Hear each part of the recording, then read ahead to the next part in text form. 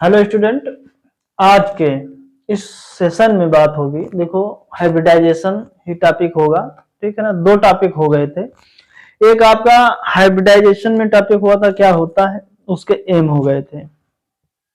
Hybridisation हुआ था, उसका करेक्टर्स हुआ था पहले टॉपिक। दूसरे में एम हो गया था और टाइप हो गए थे। ठीक है ना, टाइप में जिसमें पढ़ा था इंट्रा स्पेसिफिक हाइब्रिडाइजेशन और हो गया था आपका इंटर स्पेसिफिक हाइब्रिडाइजेशन, जिसमें हमने पढ़ा था इंट्रा स्पेसिफिक हाइब्रिडाइजेशन में कि एक स्पीशीज की भिन्न किस्मों के बीच में संकरण कराते हैं, और एक जो इंटर स्पेसिफिक था वो दो भिन्न स्पीशीजों के बीच में संकरण हुआ था। ये दो चीजें तो हो गई थी, है ना। अब आज हम बात करेंगे क्या, हाइब्रिडाइजेशन टेक्निक। पहले लिखो टेक्निक, क्या टेक्निक ऑफ हाइब्रिडाइजेशन। ठीक है ना, क्या पढ़ना है इसको, हिंदी में कहेंगे क्या, संकरण की विधि। क्या प्रोसेस होता है, कैसे हम संकरण करते हैं, है ना। तो जान लीजिए, जब हम संकरण करते हैं, ठीक है ना, या संकरण कराया जाता है यानी कि संकर किस्मों का हम विकास करते हैं, हाइब्रिड वैरायटियों का विकास करते हैं, तो हमें जो है कुछ प्रोसेस होते हैं उनको अपनाना पड़ता है। ठीक है ना, तो ये कह लीजिए कि जो संकर किस्मों के लिए जो है जो भी क्रियाएं होती हैं उनको 8 चरणों में बांटा गया है। कितने चरणों में बांटा गया है? 8 चरणों में बांटा गया है, जिसके 8 स्टेप हैं। 8 स्टेप में होकर हम चलेंगे तब जो है संकरण की प्रक्रिया जो है संपन्न कहला, यानी कि एक जो प्रोसेस होता है वो कंप्लीट होगा। यानी कहने मतलब वही जो टेक्निक होता है ना, तकनीकी यानी विधि। अच्छा, वो 8 प्रोसेस कौन कौन से होंगे उनके बारे में हमें जानना है ना। तो देखते हैं पहला कौन सा है। जैसे पहला है आपका संकरण की योजना बनाना। क्या? संकरण की योजना बनाना, ठीक है ना सत्यन। दूसरा है जनकों का चयन, जनकों का चयन। तीसरा है जनकों का मूल्यांकन।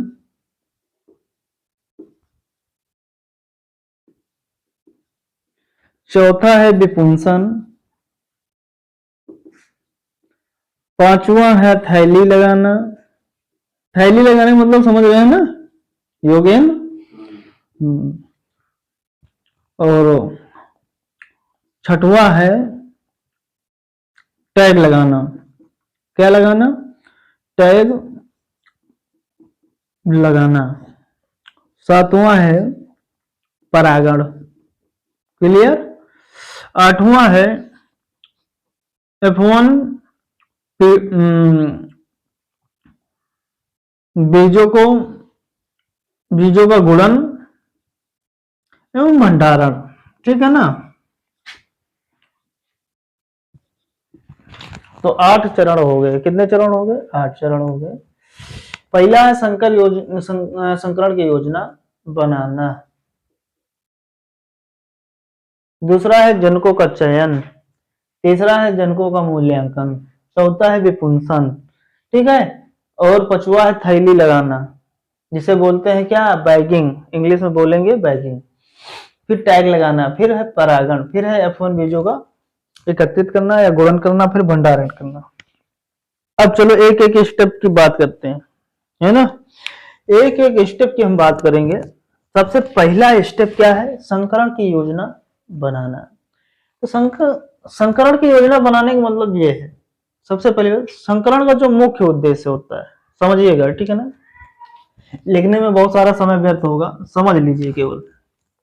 संकरण की योजना बनाने के अंतर्गत क्या होता है? संकरण का मुख्य उद्देश्य होता है कि संकर किस्म का या नई किस्म का विकास करना। नई किस्म का विकास करेंगे तो कैसे किस्म का? संकर किस्म का विकास करेंगे संकरण के द्वारा। ठीक है ना। और इस प्रोसेस में अगर बात की जाए तो लगभग 8 से 10 वर्षों का समय लगता है। कितना समय लगता है?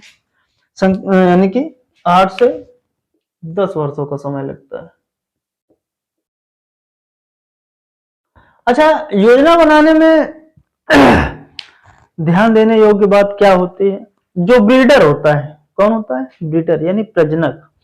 प्रजनक को ये निर्णय लेना होता है कि हमको संकर किस्म का विकास करना है और किस प्रकार की संकर किस्म का विकास करना है, किन लक्षणों में सुधार करना है, कौन कौन से लक्षण उसमें देखना है, किन किन लक्षणों को इंप्रूवमेंट करना है, कीट रोधिता, रोग रोधिता और भी जो भी लक्षण उसको इंप्रूव करने, वो सारी बातों को ध्यान देना पड़ता है। किस क्षेत्र के लिए हम डेवलप कर रहे हैं, कैसे क्षेत्र के लिए, कैसी जलवायु के लिए होनी चाहिए किस्म, कैसा उत्पादन होना चाहिए, इन सब बातों का हमें ध्यान रखना पड़ता है। क्लियर बात? ये हो गया एक तरह से संकरण की योजना बनाना। ये योजना ब्रीडर को बनानी पड़ती है, प्रजनक को बनानी पड़ती है। क्लियर है? दूसरी बात है जनकों का चयन। जनकों का चयन दूसरा बिंदु है। जनकों के चयन में कहने मतलब क्या होता है? जनकों का जो चुनाव होता है, ठीक है ना, जनकों का जो चुनाव किया जाता है वो जो है संकरण के उद्देश्य पर निर्भर होता है, ठीक है ना। आप जो है कहने का मतलब किन लक्षणों में सुधार करना चाहते हैं, यानी कि जनकों का चयन, जैसे कि कहने का मतलब ये है कि हमें जो है असिंचित क्षेत्रों के लिए किस्म जो है हाइब्रिड वैरायटी को डेवलप करना है, या कैसे भी वैरायटी नई किस्म का हमें रिलीज करना है, विमोचन करना है। तो कहने का मतलब यही है जनकों का चयन। तो जैसे कि हमें असिंचित क्षेत्र के लिए किस्म का विकास करना है, तो वहां के जलवायु के अनुकूल और क्षेत्रों के अनुकूल, समझ रहे हैं, वहां के क्षेत्रों के अनुकूल और वहां की जलवायु के अनुकूल वहां के पेरेंट्स हमें लेने पड़ेंगे। यानी कहने का मतलब वहां की जो पॉपुलर वैरायटी होगी, ठीक है ना, जो प्रचलित किस्म होगी उसे हमें लेना होगा। क्लियर है बात? क्योंकि अगर उसका परिणाम नहीं होगा, ठीक है ना, कहने का मतलब उसके पेरेंट्स नहीं होंगे तो काम नहीं बन पाएगा। ठीक है, तो ये हो गया आपका जनकों का चयन हो गया। किस क्षेत्र के लिए, कैसे, किस सिचुएशन के लिए, किस लक्षण में हमें, किस लक्षण के अनुसार हमें विकास करना है, वैसी कंडीशन के पेरेंट्स होना आवश्यक होता है। ठीक है ना। अगला है जनकों का मूल्यांकन। जनकों का जो पेरेंट्स लिए जाते हैं, ठीक है ना, P1 P2, ठीक है ना, उसमें मूल्यांकन की बात की जा रही। तीसरा बिंदु है ये जनकों का मूल्यांकन। तो जनकों के मूल्यांकन में ये होता है, कहने का मतलब कि जो जनक हैं, ठीक है ना, जो संबंधित क्षेत्रफल है या जिस संबंधित क्षेत्रफल में कल्टीवेशन किया जा रहा है, खेती की जा रही, ठीक है ना, वहां का परफॉर्मेंस कैसा रहा है, जिसे बोलते हैं निष्पादन। आप ब्रीडिंग की भाषा में पढ़ेंगे तो निष्पादन पढ़ेंगे, ठीक है ना, क्या पढ़ेंगे? निष्पादन। परफॉर्मेंस कैसा है। तो अगर जैसे जानकारी नहीं है, ठीक है ना, निष्पादन के बारे में अगर आप नहीं जान रहे हो, तो उनको हम कल्टीवेट कर लेते हैं, 1-2 साल उगाकर 1-2 वर्षों में उसी क्षेत्र में उगाना चाहिए और उनके बारे में जानना चाहिए, जैसे कि कीट रोधता, रोग रोधता, जैसे भी, कहने का मतलब ये कह लीजिए, जैसे भी उसमें उपस्थित लक्षण है, कैसा भी आप चाह रहे हैं, ठीक है, उन सारी चीजों को हम उगाकर जांच लेते हैं या परख लेते हैं या निरीक्षण कर लेते हैं, चेक कर लेते हैं, ठीक है ना। ये होता है आपके जनकों के मूल्यांकन में। क्लियर इतनी बात?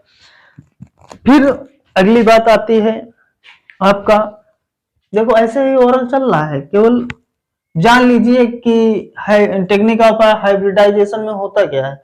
कुछ भी नहीं है, ब्रीडिंग बहुत कठिन नहीं है, एकदम आसान है ना।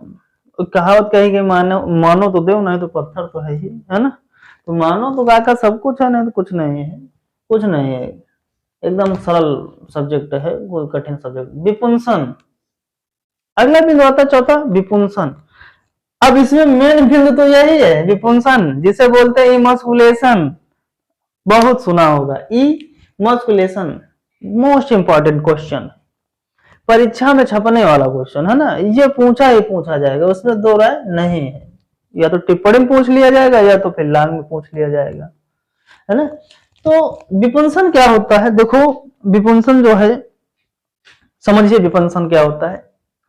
जो परागकण होते हैं परिपक्व होने से पहले, क्या परागकणों का परिपक्व होने से पहले यानी कि इमेच्योर अवस्था में, ठीक है ना,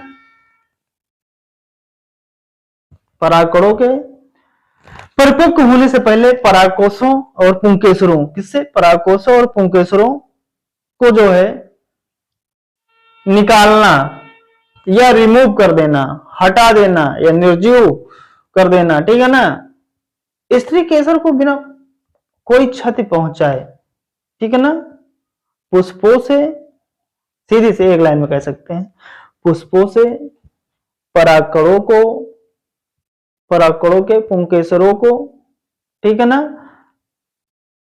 निकाल देना, यानी बिना क्षति पहुंचाए, किसके, जो उसका जो फीमेल पार्ट होता है, फीमेल पार्ट को बिना, कहने का मतलब क्षति पहुंचाए, उनके जो नर पार्ट होते हैं, जो नर भाग होता है, उनको हटा देना ही विपुंसीकरण कहलाता है ना।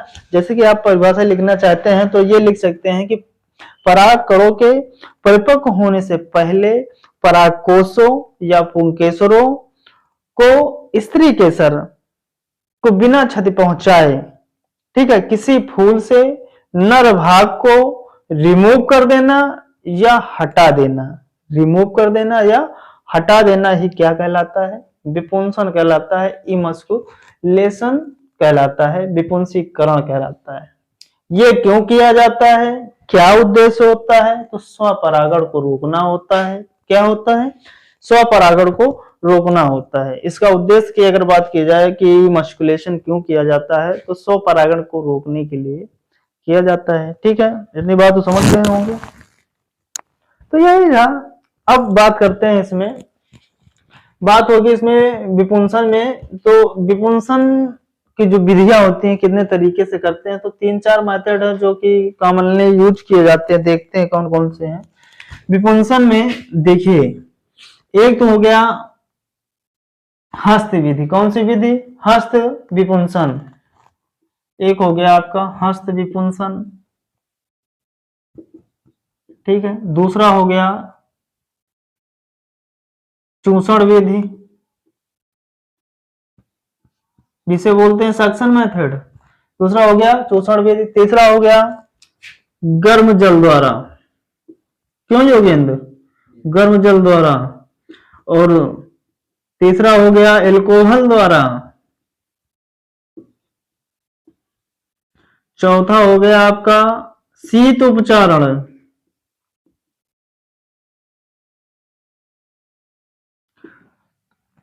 और एक होता है आपका आनुवांशिक विपुंसन। कौन सा होता है, आनुवांशिक।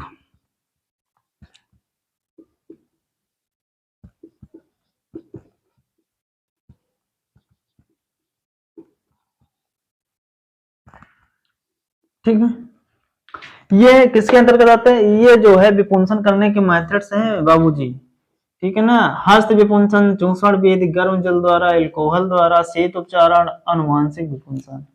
अब एक एक समझ लो, लिखाएंगे नहीं कुछ भी, केवल समझना है, ठीक है ना। जो आपका हस्त विपुंसन होता है, ठीक है ना, ये जो है बड़े आकार के फूलों में किया जाता है। बड़े आकार के जो फूल होते हैं, फूलों के लिए बेहतर होता है। कैसे, बड़े आकार के फूलों के लिए बेहतर होता है, ठीक है ना। इसमें क्या करते हैं, जिस, एकदम सिंपल सी बात, जिस, कहने का मतलब पुष्प कलिका को चुना जाता है, ठीक है ना, जिस पुष्प कलिका को चुना जाता है उसके आसपास की कलिकाओं को रिमूव कर दिया जाता है, हटा दिया जाता है, जिससे कि पहचानने में आसानी हो सके। दूसरी बात, जो विपुंसन करने का समय होता है वो शाम के 4 से 6 के बीच का समय होता है, ठीक है ना। और क्या करते हैं, किस कंडीशन पर विपुंसन किया जाता है, जो हाथों के द्वारा होता है। तो एक चीज आपने जान लिया है कि बड़े आकार के फूलों में किया जाता है, ठीक है ना, जिस कलिका को चुना जाता है, ठीक है, उसके आसपास की कलिकाओं को रिमूव कर दिया जाता है, काट कर हटा दिया जाता है, और शाम के 4 से 6 के बीच का बढ़िया टाइम होता है। फिर आगे बात करते हैं क्या, विपुंसन तभी किया जाता है जो पुष्प अगले दिन खिलने वाला हो। क्या अगले दिन खिलने वाला होता है उसके यानी कि उसी पर जो है विपुंसन की क्रिया की जाती है। क्लियर इतनी बात? तो ये हो गया आपका यानी कि हैंड इमस्कुलेशन। फिर चूसण विधि है। क्या है अगले? चूसण विधि। दूसरी विधि है चूसण विधि। ये जो है छोटे आकार के फूलों के लिए होता है, छोटे आकार के फूलों में किया जाता है। जैसे इसमें बड़े आकार के जैसे होगा जौ, है ना। अब छोटे आकार के फूलों में, ठीक है ना, इसमें क्या होता है, एक सक्शन होता है। कहने का मतलब कि सक्शन मतलब चूसण होता है। ये छोटी विधि में अपनाई जाती है अधिकतर। कहने का मतलब ये कह लीजिए कि किसी चूसक पंप को, ठीक है ना, क्या किसी चूसक पंप को, जो चूसक पंप होता है उसमें जो लगी रबड़ की जो पंप होती है, क्या होती है, रबड़ की जो नली होती है, क्या होती है, नली होती है। उस नली को जो है एक कांच की नली से जोड़ दिया जाता है। क्या कर दिया जाता है? कांच की नली से जोड़ दिया जाता है। फिर कांच की नली के खुले सिरे का, क्या, खुले सिरे का फूलों के जरा सा ऊपर, फूलों के जरा सा ऊपर, ठीक है ना, क्या करते हैं, चारों तरफ घुमाते हैं। फूलों के ऊपर जरा सा चारों तरफ घुमाते हैं। तो जिससे क्या होता है, उसके जो परागकोश होते हैं, परागकोश से जो परागकण होते हैं वो सब कर लिए जाते हैं, चूस लिए जाते हैं। क्या कर लिए जाते हैं? चूस लिए जाते हैं, ठीक है ना। तो ये हो जाता है आपका चूसण विधि। क्या हो जाती है? चूसण विधि। इसमें लगभग 10 से 15% सेल्फ पॉलिनेशन भी होता है, होता है, क्योंकि क्या होता है, कुछ परागकण रह जाते हैं, ठीक है ना, पूर्ण रूपेण नहीं सक कर पाते हैं। तो एक चीज बात समझ में आई, जो चूसक पंप होता है, ठीक है ना, चूसण पंप होता है, पंप से जो लगी रबर होती है, और रबर से एक कांच की नली जो है जोड़ दी जाती है। किसकी नली? कांच की नली को जोड़ दिया जाता है, ठीक है। और कांच की नली को जो है जोड़ने के बाद क्या होता है, उसके खुले सिरे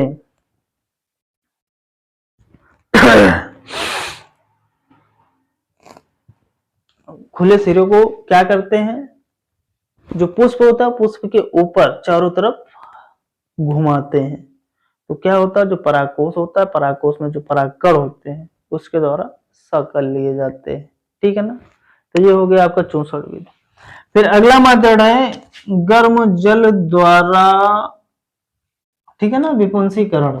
अगला कौन सा मेथड है? गर्म जल द्वारा। देखो ये जो गर्म जल द्वारा है, ये धान और ज्वार में किया जाता है। ज्वार बोले तो सोरगम, बाइकोलर, धान और आइजा सटाइवा। ये मेथड धान और ज्वार में अपनाया जाता है। देखो इसमें क्या होता है, गर्म जल में जो जल गर्म किया जाता है, सबसे मेन बात यही होती है कि टेम्परेचर डिपेंड करता है। तो धान में जो है, धान और ज्वार दो होते हैं। तो जो आपका धान होता है, धान में 40 अंश सेल्सियस और ज्वार में धान में 40 अंश सेल्सियस टेम्परेचर रखते हैं, और इसमें 42, ज्वार में 42 से कितना होता है योगेंद्र? 48। हाँ, धान में 40 अंश सेल्सियस और ज्वार में 42 से 48 अंश सेल्सियस टेम्परेचर को रखा जाता है। इतना मेंटेन किया जाता है, ठीक है ना। इतने गर्म जल को जो है एक थर्मस में भर लिया जाता है, ठीक है ना। क्या होता है, एकदम बहुत सरल विधि है, ठीक है ना। पानी को गर्माते हैं कितने टेम्परेचर में? देखो अगर धान में करना है इमस्कुलेशन तो 40 अंश सेल्सियस में गर्म कर लेते हैं, फिर थर्मस में भर लेते हैं। अगर ज्वार में करना है तो 42 से 48 के बीच टेम्परेचर बढ़िया होता है, ठीक है, गर्म कर लेते हैं, थर्मस में भर लेते हैं। फिर क्या करते हैं भैया, अगर धान है तो धान की बाली होगी, ज्वार है तो एक भुट्टा होगा, ज्वार या भुट्टा, ठीक, बात क्लियर ना। फिर क्या करते हैं, उस भुट्टे को थर्मस में, जिसमें गर्म पानी होता है, उसमें डुबोते हैं। क्या कर देते हैं? डुबोते हैं। जैसे होता है ना गटर डुबो के मारना, है ना, वैसे डुबो देते हैं थर्मस में, ठीक है ना, गर्म जल में। फिर डुबोने के बाद क्या होता है, जो उसके परागकण होते हैं वो निर्जीव यानी निर्जीव हो जाते हैं, यानी कि निष्क्रिय हो जाते हैं। क्या हो जाते हैं? सॉरी, निष्क्रिय हो जाते हैं और स्त्री केसर पर कोई प्रभाव नहीं पड़ता। इस प्रकार जो है हम गर्म जल द्वारा जो है क्या कर सकते हैं? विपुंसीकरण कर सकते हैं। क्लियर इतनी बात? हाँ, तो अगला मेथड कौन सा है? Alcohol with. एल्कोहल विद में क्या करते हैं? एल्कोहल विद से एमस्कुलेशन कैसे किया जाता है? एल्कोहल विद से एमस्कुलेशन क्या करते हैं? 57%, कितना परसेंट? 57% एल्कोहल की मात्रा लेते हैं, जिसको 10 सेकंड के लिए, 10 सेकंड के लिए उसमें जो है डुबोते हैं, ठीक है ना। अगर मात्रा ज्यादा हो जाएगी तो स्त्री केसर में हानि पहुंच जाती है, ठीक है। तो कहने का मतलब डुबोने 10 सेकंड के लिए डुबोया जाता है, इस तरीके से जो है मस्कुलेशन होता है। फिर अगला शीत उपचारण विधि है। क्या है शीत उपचारण विधि में? इसमें क्या कहते हैं?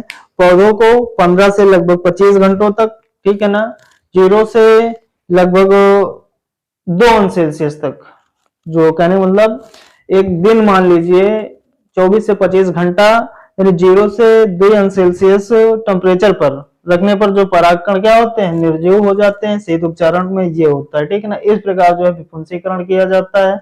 और रही बात लास्ट है आपका आनुवांशिक विपुंसन। इसमें क्या होता है? जो केंद्रकीय होता है, न्यूक्लियर होता है। क्या होता है? न्यूक्लियर होता है, या जो कोशिका द्रव्य होता है, जिसे क्या कहते हैं? साइटोप्लाज्मिक कहते हैं। इनको जीनों द्वारा जो है नरबंधता के माध्यम से, किसके?